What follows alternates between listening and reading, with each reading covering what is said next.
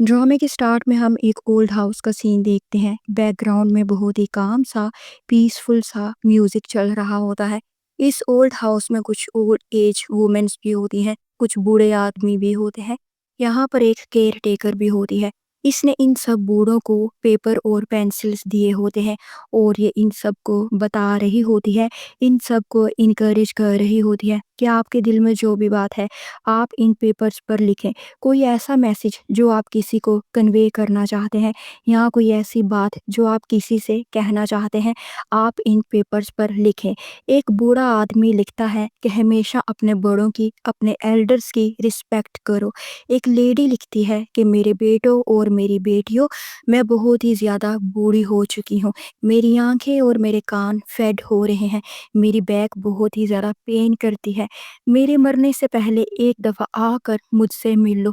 फिर यहाँ पर एक और लेडी बैठी हुई होती है। ये पेपर पर कुछ भी नहीं लिख रही होती। फिर कुछ सोचकर ये एक ब्लू कलर को उठाकर पेपर को इससे फिलअप कर देती है और इसने अपने बालों को एक पिन लगाई होती है और ये पिन इसने तब से लगाई होती है जब ये 10 साल की थी। और इस पिन की क्या हिस्ट्री होती है, जैसे जैसे हमें ड्रामे की स्टोरी का पता चलता जाएगा तो इस पिन की स्टोरी भी हमारे सामने आती जाएगी। तो चलिए अब प्रॉपरली इस ड्रामे की स्टोरी को स्टार्ट करते हैं और यहाँ से सीन शिफ्ट होता है। फिर हम देखते हैं कि ये लेडी चलते हुए एक सी शोर के पास आती है, समंदर के किनारे आती है और अपने दिल में ही बात कर रही होती है। हमें इसका वॉइस ओवर सुनाया जाता है। जो ये बात अपने दिल में कर रही होती है वही बात हमें इसके वॉइस ओवर के तौर पर सुनाई जाती है। ये कह रही होती है कि मुझे नहीं लगता था कि मैं 70 साल तक जिंदा रहूंगी, और आज जब मैं 70 साल की हो चुकी हूँ तो ऐसी क्या बात है जिसे मैं कहने के लिए, लिखने के लिए सबसे ज़्यादा बेचैन हूँ। सिर्फ एक वर्ड, सिर्फ एक लफ्ज़ जो पिछले 70 सालों में मैंने अपनी ज़िंदगी में बहुत ही शिद्दत से दिन रात पुकारा है। माँ। मैं अपनी माँ को पुकारना चाहती हूँ। और यहाँ से सीन बहुत साल पहले शिफ्ट हो जाता है। यहाँ पर हम देखते हैं एक छोटी 10 साल की लड़की अपनी माँ का समंदर के किनारे इंतज़ार कर रही होती है। इस लड़की का नाम ऐसुन होता है। ये हमारे ड्रामे की हीरोइन होती है। ये यहाँ पर खड़ी अपनी माँ को पुकार रही होती है। इसकी माँ एक डाइवर होती है। इसकी माँ पानी से बाहर आती है तो ये अपनी माँ को ऊंची आवाज़ में कहती है कि माँ, मैं कब से आपका इंतज़ार कर रही थी। सब बाहर आ जाते हैं लेकिन आप अकेली ही सबसे लेट लास्ट में बाहर आती हैं। आपको मेरी कोई फ़िक्र नहीं है। मुझसे ज़्यादा तो आपको एबोलूनी से प्यार है। एबोलूनी असल में एक समुद्री सीड होता है जिसे ये लोग पका कर खाया करते थे एज़ ए फूड। इसकी माँ फिर से पानी में डुबकी लगा देती है। यहाँ पर और भी डाइवर्स लेडी बैठी हुई होती हैं। इसे अपनी माँ को पुकारता हुआ देखकर एक लेडी कहती है कि तुम्हारी माँ सीड्स को इकट्ठा करने के लिए बहुत ही ज़्यादा ग्रीडी है। इसे तुम्हारी कोई फ़िक्र नहीं है। तुम्हारी फ़िक्र करने के लिए ये गुआन सिख है ना, जिसकी फीलिंग्स की तुम्हें कोई परवाह ही नहीं है। गुआन सिख ऐसून से प्यार करता है। इसके दिल में ऐसून के लिए फीलिंग्स होती हैं और इसकी फीलिंग्स की ऐसून को कोई परवाह ही नहीं होती। वो इसकी फीलिंग्स को वैल्यू ही नहीं देती। जबकि सारे नेबरहुड में ये बात मशहूर होती है कि गुआन सिख ऐसून से कितना प्यार करता है। गुआन सिख के चिक्स हमेशा रेड रहते हैं। एक लेडी गुआन सिख के रेड चिक्स का मजाक उड़ाते हुए कहती है कि गुआन सिख के चिक्स ऐसून की मोहब्बत की आग की वजह से रेड रहते हैं। गुआन सिख कहता है कि ये तो सनबर्न की वजह से रेड हैं। ये आकर इसे गुस्से से कहती है कि तुम्हारे चिक्स इतने रेड क्यों होते हैं। लगता है तुमने किसी से थप्पड़ खाए हुए हों। और अपनी माँ की सारी भड़ास इस पर निकाल देती है।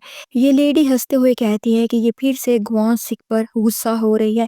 फिर ये लेडीज भी गॉसिप करती हैं कि गुआन सिख एक रिच फैमिली से बिलोंग करता है। इसके फादर मर्चेंट है जबकि ऐस उनका सगा बाप तो मर चुका है। इसकी माँ ने दूसरी शादी कर ली हुई है और इसका स्टेप फादर भी तो वेला है, निकम्मा है, कोई काम काज नहीं करता है। और इसकी माँ ड्राइवर है। ये पुअर फैमिली से बिलोंग करती है और इन दोनों फैमिलीज का तो कोई मैच ही नहीं बनता है। इतनी देर में ऐसून की माँ भी आ जाती है। ये लेडी से कहती है कि एक तो तुम्हें फूड को गैदर करने का बहुत ही ज़्यादा लालच है, थोड़े सीड से तो तुम्हारा कुछ बनता ही नहीं है। तभी एक लेडी एक ओल्ड लेडी के बारे में भी पूछती है कि अब वो कैसी है, क्योंकि वो बीमार होती है और मरने वाली होती है।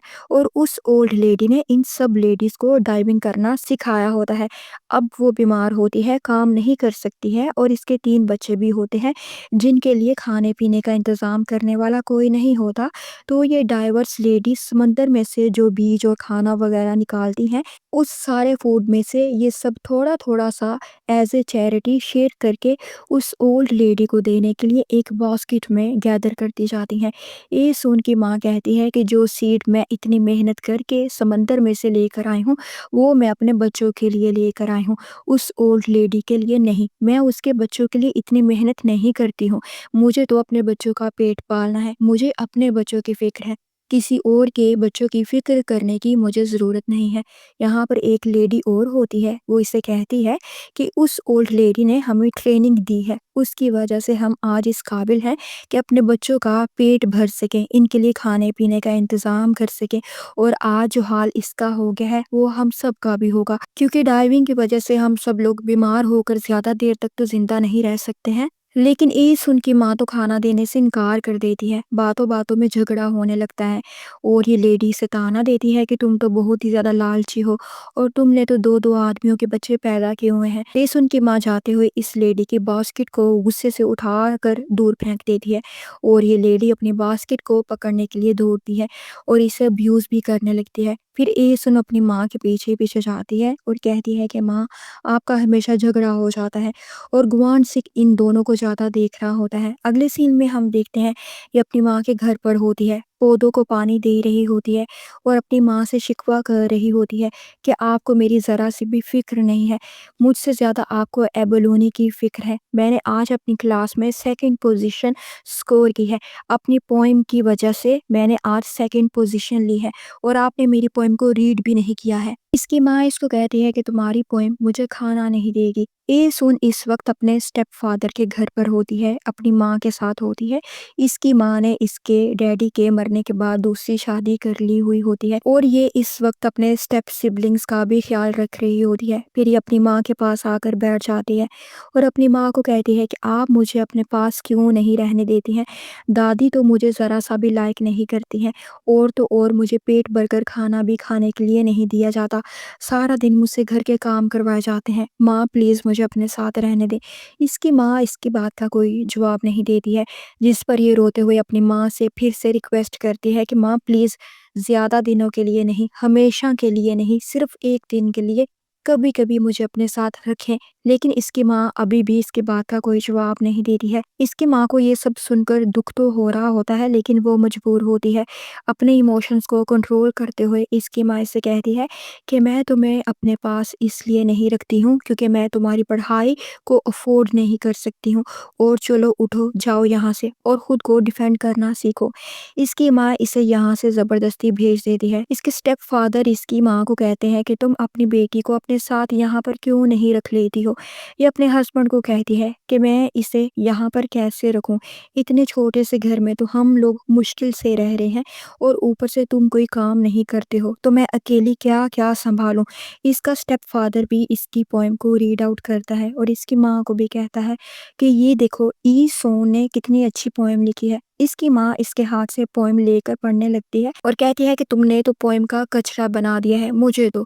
और वो पोएम को पढ़ने लगती है। यहाँ पर फिर हम देखते हैं कि ए सुन किचन में काम कर रही होती है। इसकी दादी इसके कज़न यानी ए सुन के अंकल के बेटे को पढ़ा रही होती है, जो कि पढ़ाई में काफ़ी नील होता है। और यहाँ पर गुआन सिक इनको फिश सेल करने के लिए आता है। इसे आता देखकर ए सुन कहती है कि आज फिर से ये आ गया है मेरे लिए फ्री में फिश लेकर। फिर ये बर्तन धोने के लिए बाहर आ जाती है। इधर हम देखते हैं गुआन सिक इनके लिए मछलियाँ लेकर आया होता है इनको बेचने के लिए। गुआन सिक की फैमिली मछलियों को और समुद्री फूड को सेल करने का काम जो करती है, ये मर्चेंट होते हैं जैसा कि मैंने आपको पहले भी बताया है। ये इनको 6 मछलियाँ देने के लिए आता है क्योंकि एस उनकी दादी की फैमिली में 6 मेंबर्स जो होते हैं, एक इसकी दादी, एक इसका कज़, एक इसके अंकल और एक इसके अंकल की वाइफ और इनकी एक बेटी और ये एक एसुन, कुल मिला के 6 होते हैं। इसके अंकल गुआनसी को कहते हैं कि तुम आज फिर से 6 मछलियाँ लेकर आए हो, मैं तो हमेशा 5 मछलियाँ ही बाय करता हूँ। गुआनसी कहता है कि 1 मछली बिल्कुल फ्री है। अंकल कहते हैं कि तुम हमेशा हमें 1 मछली फ्री में दे देते हो, लगता है तुम लोग काफ़ी रिच हो। ये कहता है कि आपके फैमिली मेंबर्स 6 हैं लेकिन आप जानबूझकर 5 मछलियाँ लेते हैं, इसलिए मुझे आपको एक फ्री में देना पड़ती है। आप ऐसा क्यों करते हैं? انکل کہتے ہیں کہ تم کون ہوتے ہو مجھ سے کویسچن کرنے والے، چلو بھاگو یہاں سے۔ اصل میں گوان سکھ ایسن کے لیے ایک فری فش ڈیلی دے کر جاتا ہے، کیونکہ گھر میں کوئی بھی اسے پیٹ بھر کر کھانا نہیں دیتا تھا۔ ابھی یہ باتیں ہو رہی ہوتی ہیں کہ ایسن کی ماں مچھلیاں پکڑے ہوئے غصے سے بھری ہوئی آ جاتی ہے اور آ کر ان کے برتنوں کی